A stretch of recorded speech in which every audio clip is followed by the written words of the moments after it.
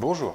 Le bâti ancien représente aujourd'hui 39% du parc immobilier français et 43% des consommations énergétiques des maisons individuelles.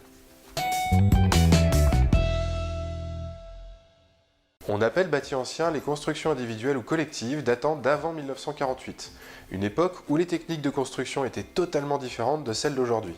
On construisait local. Ainsi, on trouve les maisons en pierre généralement dans les territoires de moyenne et haute montagne, celles en pisé, lui dans des secteurs vallonnés ou de plaine. Quant à celles en mâche-fer, matériaux à base des résidus de combustion du charbon, on les retrouve généralement à proximité des anciens bassins houillers.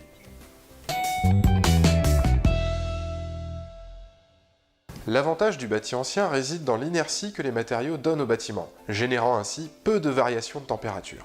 En été, la chaleur met plus de temps à traverser le mur avant de réchauffer le logement.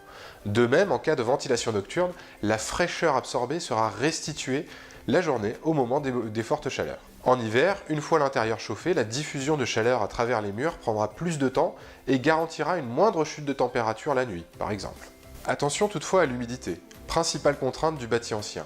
Pierre, pisé ou mâche-fer laissent s'évaporer l'eau liquide naturellement.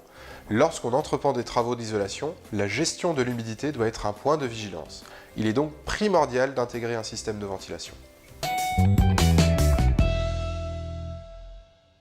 Avant toute intervention au niveau de l'isolation, il conviendra de bien préparer les supports, que ce soit pour de l'isolation intérieure comme extérieure.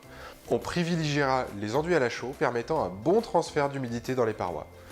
Si vous laissez toutefois un enduit ciment et que vous ne reprenez pas le mur à la chaux, il sera nécessaire de le piquer pour permettre une bonne perspirance du bâti, le ciment risquant sinon d'empêcher la migration de l'eau vers l'extérieur.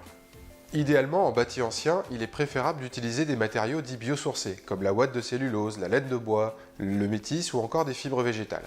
En effet, ces matériaux isolants ont une grande capacité hygroscopique et peuvent absorber une partie de l'humidité rejetée par les murs maçonnés sans perdre leur pouvoir isolant. Dans tous les cas, chaque situation est particulière. Pour votre projet de rénovation, consultez votre espace info énergie pour obtenir des conseils neutres et gratuits avant de vous lancer.